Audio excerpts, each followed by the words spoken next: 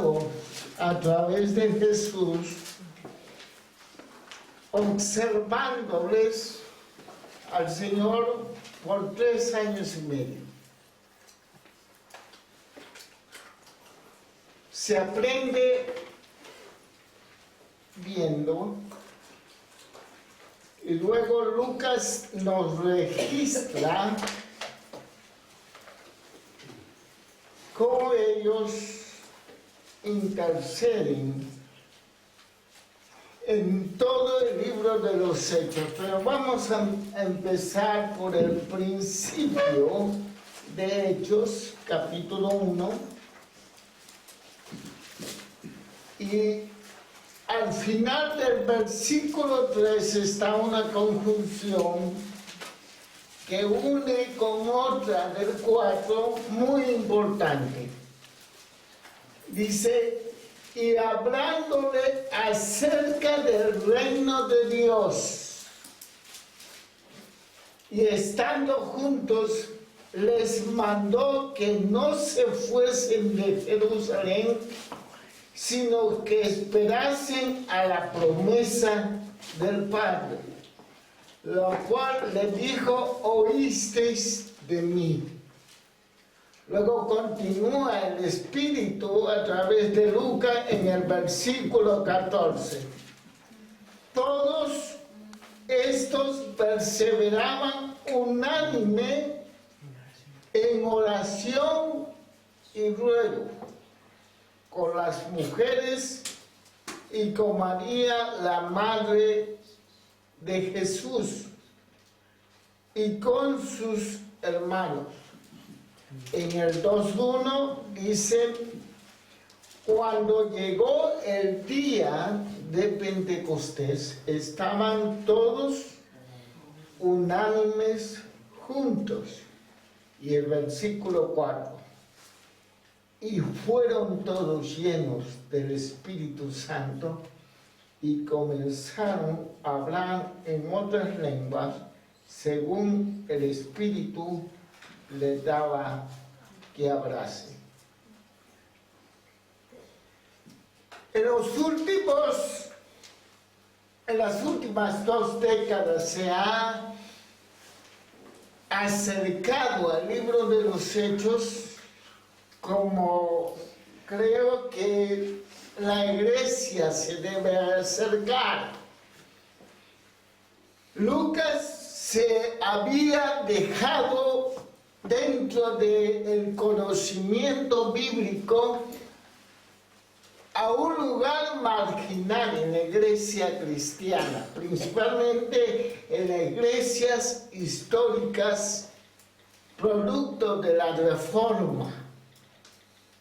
Era un libro, sobre todo el libro de los Hechos, que no tenía el poder para hacer estudios que permitieran a la vida de la iglesia ordenar sus prácticas.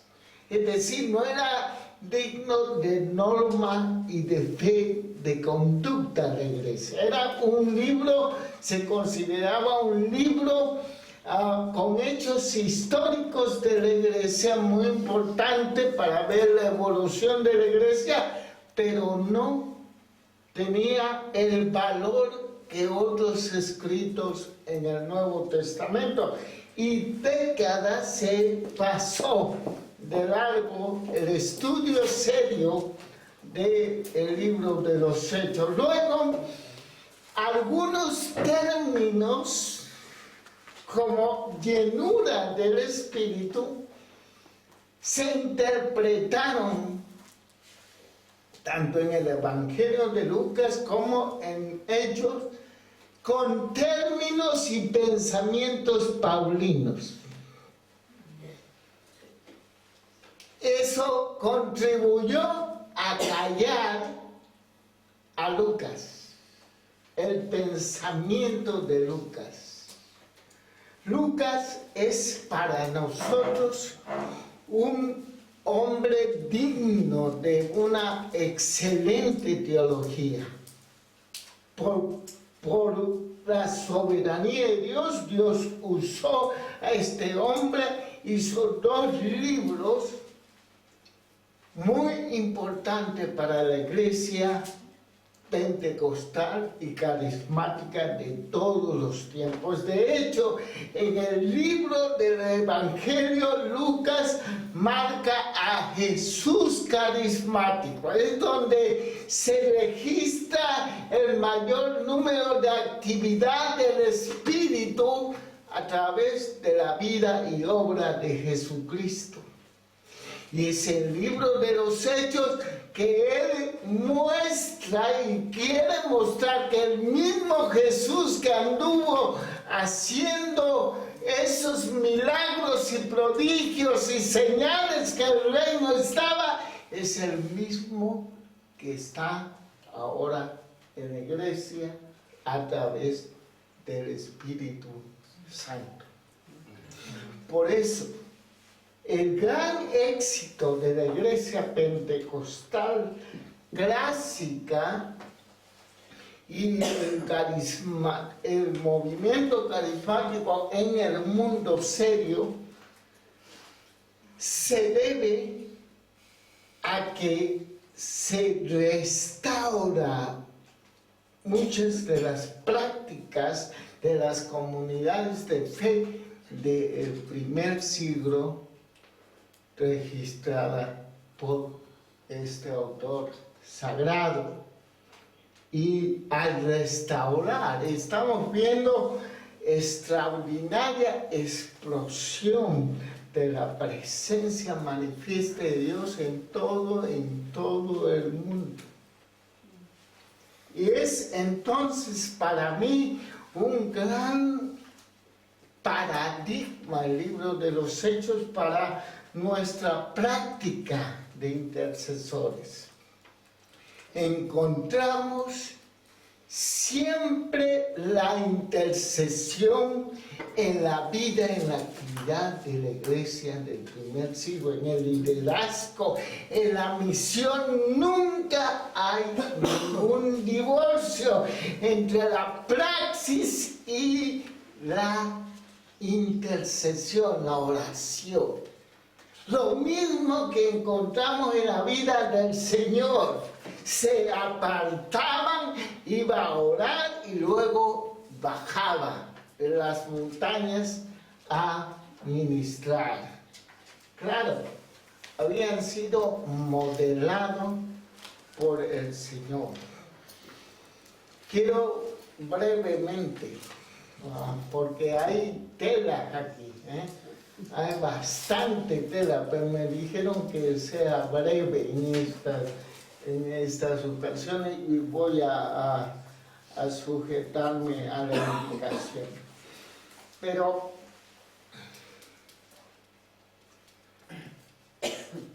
quiero proponer a los intercesores, los discípulos, como gran modelo de intercesión para la iglesia nuestra. En primer lugar, ellos interceden, como vemos en este pasaje, en el marco de una revelación, la revelación del reino. Dice, y hablándole acerca del reino de Dios, en el trasfondo y en el contexto temático vemos que Jesús anduvo 40 días después de la resurrección. Estos 40 días, casi nunca predicamos de esos 40 días, aunque son pocos los registros, pero hizo muchas cosas el Señor, muy trascendente esos 40 días después de su resurrección. Y una es afinar el mensaje, la revelación del reino de Dios. El mensaje fundamental. Él viene a predicar el reino. Él no se predica a sí mismo. Él no se predica del reino. Comienza su ministerio, que el reino de Dios se ha acercado, por lo tanto, el pueblo de Israel tiene la oportunidad de arrepentirse. Demuestra que la presencia del reino se ha introducido en la historia. Lo que habían prometido los profetas es una realidad ya y ha iniciado. Aunque no está todavía en su plenitud, pero las señales concretas de ese reino ya están en su persona, en su vida, en su ministerio. Juan preguntaba, pregunten a él si es él el que había de venir, el prometido. Y el Señor le manda la contestación a su pregunta en término concreto, que los cojos andan, los ciegos ven, el evangelio predicado a los pobres. Es decir, está definiendo ya, entre otras cosas, que es el reino, es el poder dinámico de Dios que restaura todas las cosas. Amén. El reino ya está en su persona. Y es este mensaje que necesita ser afinado estos 40 días. Y se pasa enseñando acerca del reino de Dios, una tremenda revelación. Jesús viene a predicar el evangelio del reino. Hay muchas citas en los evangelios. Dice el evangelio del reino. Necesitamos recobrar con urgencia el entendimiento, o a lo mejor nunca hemos entendido en su plenitud el evangelio del reino. Estamos muy limitados. De hecho, nuestra tradición pentecostal con dispensacionalismo niega que el reino es una realidad. Será una realidad futura. Fue una realidad en el ministerio, pero ya estamos en otra dispensación y el reino no está. Una de las contradicciones serias del movimiento pentecostal. El movimiento pentecostal no tiene teología propia, tiene teología de 4 sistemas y una mezcla aberrante a veces.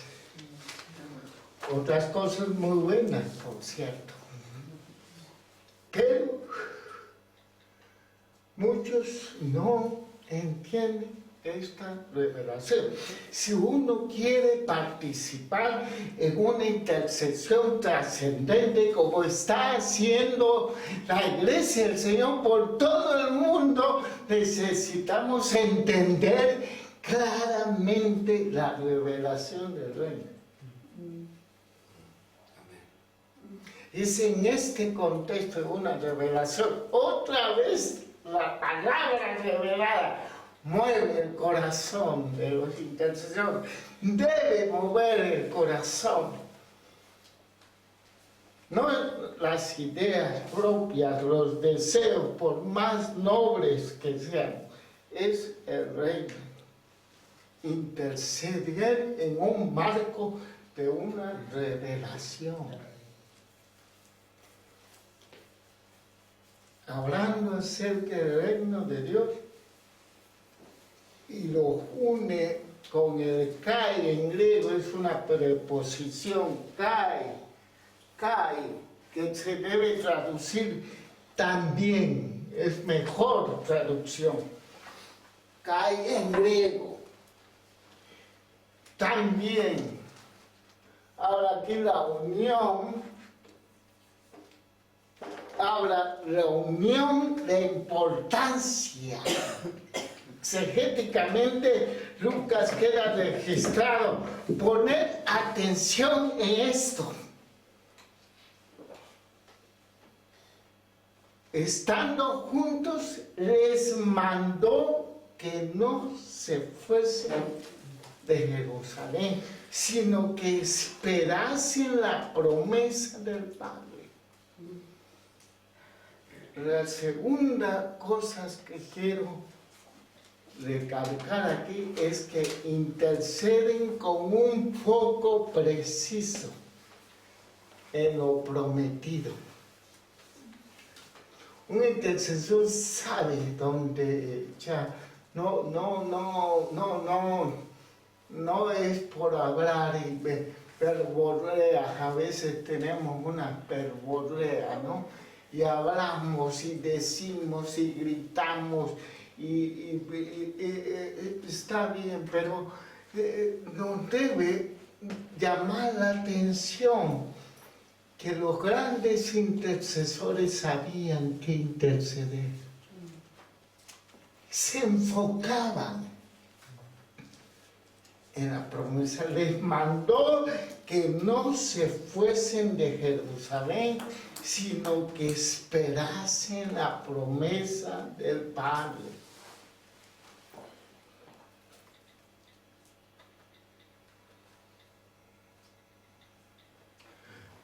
Lucas quiere poner esta analogía, así como Jesús fue bautizado con el Espíritu Santo, así sus discípulos deben ser bautizados. Por eso promete el Espíritu, promete el bautismo con el Espíritu Santo, la promesa del Padre, para realizar una vocación ministerial, para ser eficaces en el testimonio, en la misión. El diseño de Dios para la iglesia siempre fue por la capacitación, la habilitación del Espíritu de Dios.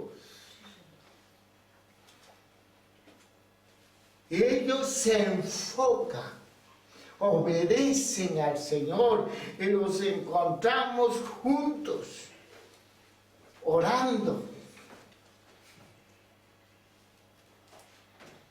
Su enfoque lo muestran en la oración específica que hacen. La búsqueda específica, el deseo específico.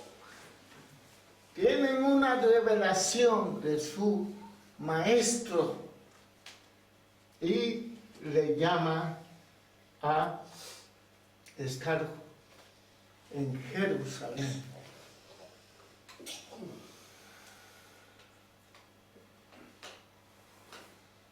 Esperando. Versículo 14 nos da un registro de esta obediencia. Todos estos perseveraban unánime en oración y luego la intercesión con perseverancia. El registro, perseverancia, que se debe traducir con acérrimo. Proscauntes es un participio verbal.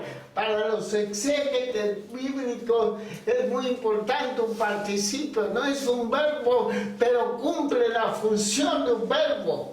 Es un adjetivo verbal, califica, da carácter. Ellos le caracterizaban, eso quiere decir Lucas al poner participio, ya era característico en sus discípulos ese estilo de vida. Ya no es una ocasión, no un momento. En los 3 años habían aprendido a orar.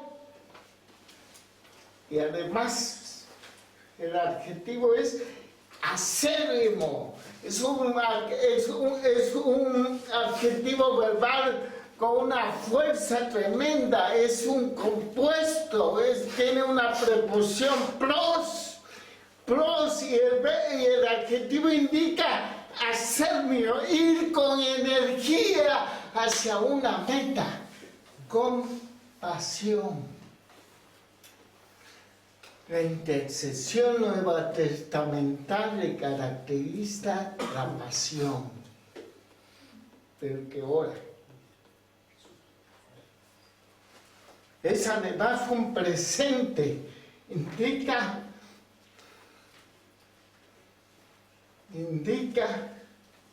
que era una constancia, y así lo vemos en todo el registro de hechos. Perseveraba, iban con energía hacia un objetivo, con acérrimo, con pasión, se aferraba a la promesa, buscaban, así oraban. Cuando tenían retos misioneros, recordaban la palabra de su Señor, y ese era el enfoque de su intercesión. Cuando vienen el peligro, y oran al Señor recordando que Él le ha prometido estar con ellos y respaldarlos. Además agrega que esa perseverancia era con oración. Y luego, déjenme decir algo muy importante de esta palabra. La oración no es lo que nosotros hablamos de hablar, petición, más concuerda con la palabra ruego.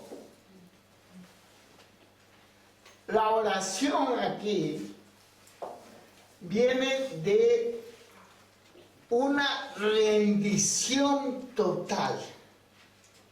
El que ora se quebranta, es una palabra que más o menos equivale a la adoración, al quebranto delante de Dios, al altar del Señor, el deseo de la persona a un quebranto delante de su Señor.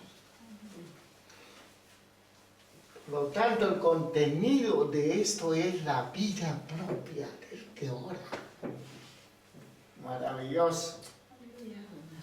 Dios anda buscando adoradores que le adoren en espíritu y verdad.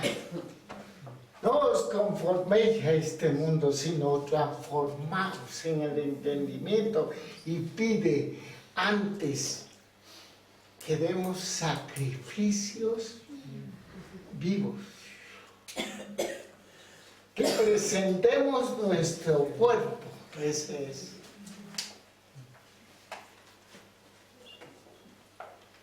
Hace mucho aprendí que Dios no desea lo que yo hago por Él. Él me desea a mí, que es muy diferente. Sería muy bueno que si tú estés en el ministerio, aprendas eso. Dios con nosotros y nosotros hará su obra. Amén. Amén. Todos somos útiles, pero nadie es indispensable. Así es. Dios no anda buscando lo que yo hago por Él. Lo que hago por Él es una respuesta de mi amor por la obra que Él ha hecho en la cruz. Pero no es una respuesta para agradarlo. Dios nos anda buscando a los intercesores. Y el contenido de la intercesión, el principal contenido de la intercesión es nuestras vidas quebrantadas en su presencia, es nuestra pobreza de espíritu.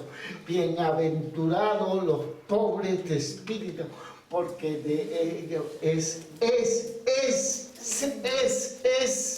el reino.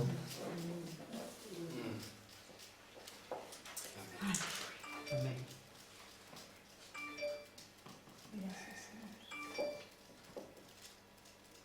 Mi Prani me está diciendo que no he hecho la tarea.